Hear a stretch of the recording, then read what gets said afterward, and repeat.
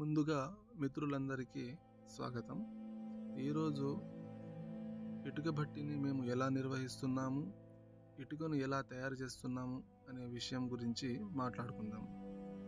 మా యొక్క భట్టి లొకేషన్ వచ్చేసి భువనగిరి మండలము, సూర్యపల్లి గ్రామము. మన హైదరాబాద్కి 45 కిలోమీటర్ల దూరంలో మా యొక్క భట్టి ఉంటుంది. ఒక ఇటుకను తయారు చేయడానికి ముందుగా ఎలాంటి మెటీరియల్స్ వాడతామో తెలుసుకుందాం. ఎన్టీపీసీ ప్లాంట్స్ నుంచి సేకరించిన ఎన్టీపీసీ పౌడరు మరియు ఐరన్ ఫ్యాక్టరీస్ నుంచి తీసుకొచ్చిన ఐరన్ పౌడరు, దానితో పాటు మిల్లుల నుంచి సేకరించిన వరి పొట్టును, అలాగే మిల్లుల నుంచి సేకరించిన నల్ల బూడిదను, దానితో పాటు ముఖ్యంగా కావాల్సినటువంటి మెటీరియల్ ఏంటిదంటే చెరువుల నుంచి సేకరించిన నల్లటి మట్టి. ఇవన్నీ మెటీరియల్స్ కలిపిన తర్వాత మనము ఇటుక అనేది తయారు చేస్తాం.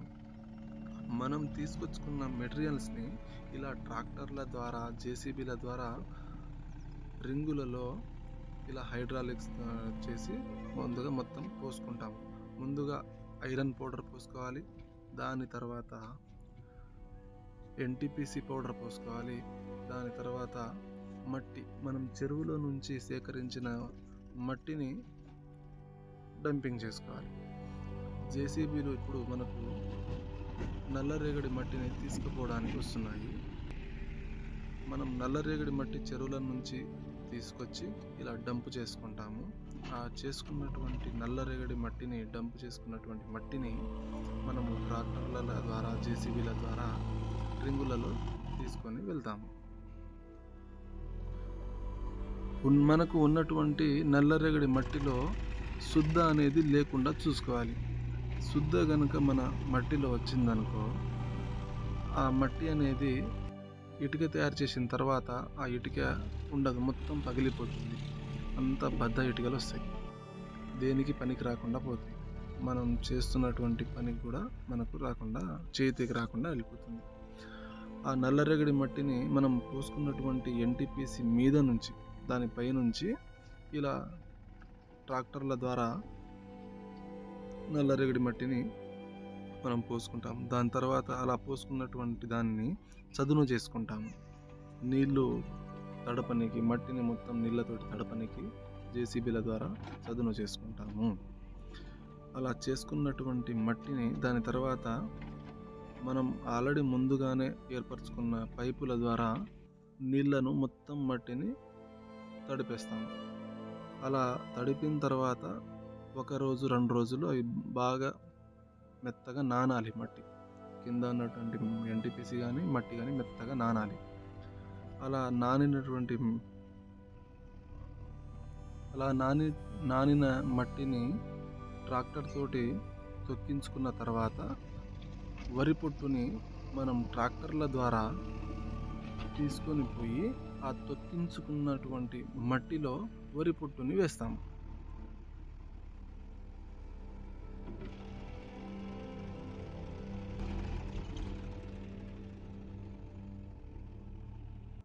అది మొత్తం తొక్కించుకున్న తర్వాత ఇలా వరి పొట్టును వేస్తాము. అయితే ట్రాక్టర్ లోపటి నుంచి వెళ్ళనీకి మనము ముందొక ట్రాక్టర్ తోటి లింక్ చేసుకొని దానికి గుంజుకుంటా బయటికి తీసుకొస్తాము. అయితే వీటికి మేము వాడుతున్నటువంటి ట్రాక్టర్లు మట్టి తొక్కించడానికి 50 HP జాండియర్ 50 HP జాండియరు, అలాగే మట్టి తీసుకురావడానికి 42 HP 46 HP ఏదైనా సరిపోతుంది.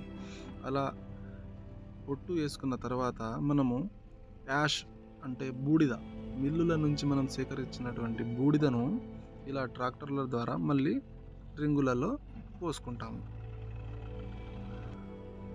ఇప్పుడు జేసీబీ మనము ట్రాక్టరు లోడ్ చేస్తున్నటువంటి దృశ్యాన్ని చూస్తున్నాము. ట్రాక్టర్లలో ఇప్పుడు బూడిదను నింపుతున్నారు. ఈ నింపినటువంటి బూడిదను రింగులలో వేసి బాగా తొక్కిస్తాము. ట్రాక్టర్ తోటి తొక్కించిన తర్వాత ఆ తొక్కించిన మట్టిని మనము ఇలా రింగులు ఎక్కించిన మట్టిని ఇటుకలు తయారు చేసే వాళ్ళు ఇప్పుడు ఇటుకలు తయారు చేస్తున్నారు. వాళ్ళు ఇలా మట్టి గోళా ఇస్తే వీళ్ళు తయారు చేసి దాన్ని ఇప్పుడు ఎండబెట్టడానికి మనోళ్ళు వెళ్తున్నారు. తీసుకుపోయి ఇలా ఒక్కొక్క సాషాని రివర్స్ చేసి ఆరబెట్టేస్తారు. ఇలా ఇటుక అనేది తయారవుతుంది. ఇలా తయారైనటువంటి ఇటుకని 2 రోజుల తర్వాత మనము దాన్ని పల్టీ చేయాలి. ఎందుకంటే అది బాగా ఎండాలి.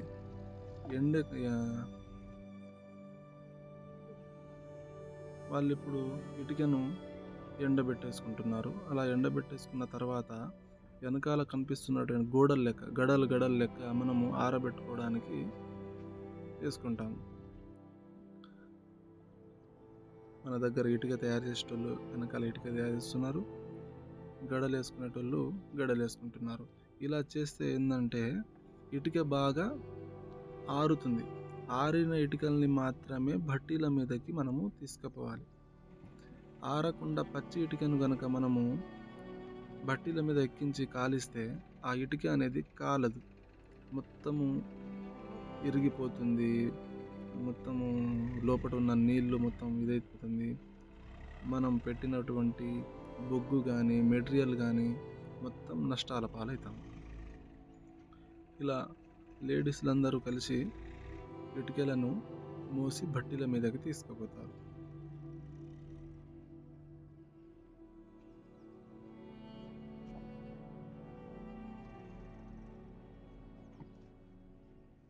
ఇలా బాగా ఎండిన తర్వాతనే మనం భట్టీల మీదకి ఎక్కిస్తాము.